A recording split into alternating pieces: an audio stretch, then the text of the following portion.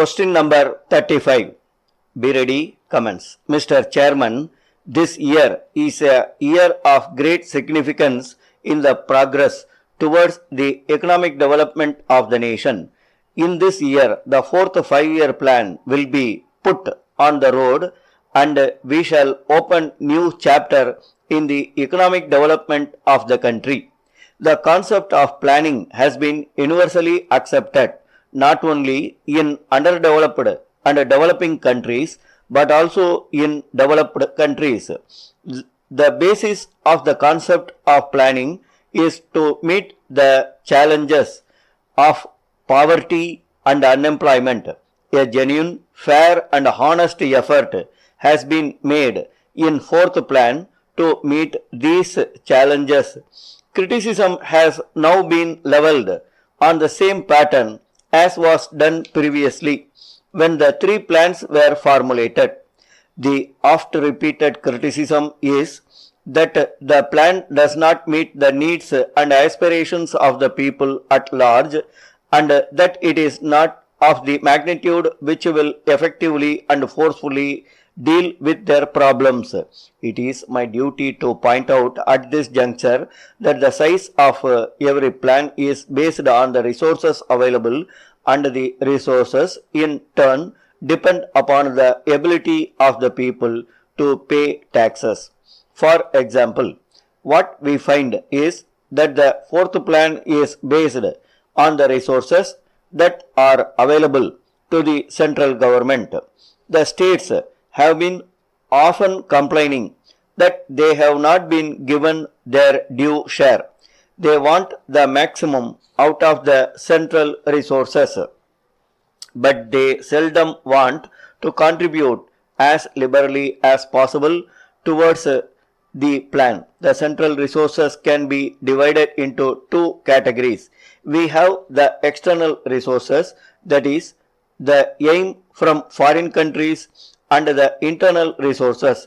In actual practice, we have observed that external resources have in many instances hampered our development rather than accelerating it. As for the internal resources, the position is that with the existing system of taxation, we have already reached the statutarian point. Some honorable members have recommended resort to deficit financing. In my view, if we take resource to this recommendation, the unpalatable consequence will be inflation, which would affect the weaker sections of the society and fixed income groups. Very probably, we may be faced with a situation similar to the one faced by the Germans after the First World War. So this source is also very limited. In my honest view, the states have not mobilized their resources to the extent they are expected to do. If only they play their part well in this respect, I have absolutely no doubt whatsoever that it will go a long way in effectively raising the size of the plan. The illiterate my mind, let me first refer to the agricultural sector.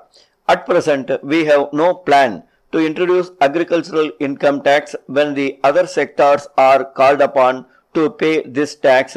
There is no justification for the agricultural sector not being brought under the purview of this tax. But I know pretty well that the state will be hesitant to take resources to this as they apprehend that it may cost them some votes. I can enumerate more instances of the states not contributing to the extent to which they can. Again, I will have to revert to the agricultural sector. It needs irrigation, seeds, fertilizers and an economic holding. The fourth plan thus provides for irrigation, fertilizers and better seeds. But so far as economic holding is concerned, it is for the states to take bold, imaginative steps to provide it. What we actually find is that with each succeeding generation, the economic holdings are being subdivided and fragmented. The states can pass legislation to prevent such fragmentation of economic holdings. Because of these uneconomic holdings, which are coming into existence in larger numbers and larger areas, neither the farmer is able to employ modern scientific methods in intensive farming, nor can he leave the land and take up alternative and more remunerative employment. Results in two tragedies: the country losing the increased farm production and the deterioration in the average farmer's living standards. There is another shortcoming which I would like to point out, and on which of course the Planning Commission has laid great stress, and that is the family planning program. It is a matter of great concern to all of us that whatever be the achievements we make in the agricultural or industrial sector, it is neutralized by this increase in population.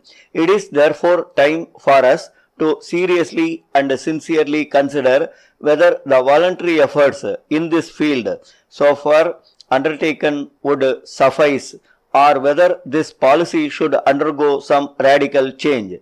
Experts feel that a certain element of compulsion in this field is the need of the hour to arrest the population explosion. One of the honorable members has suggested the nationalization of all the banks and fixing a ceiling on urban property. Assuming we nationalize all the banks, will anyone be able to guarantee that with the money which we may get in the form of profits, we will be able to raise the resources needed for the plan? Stop.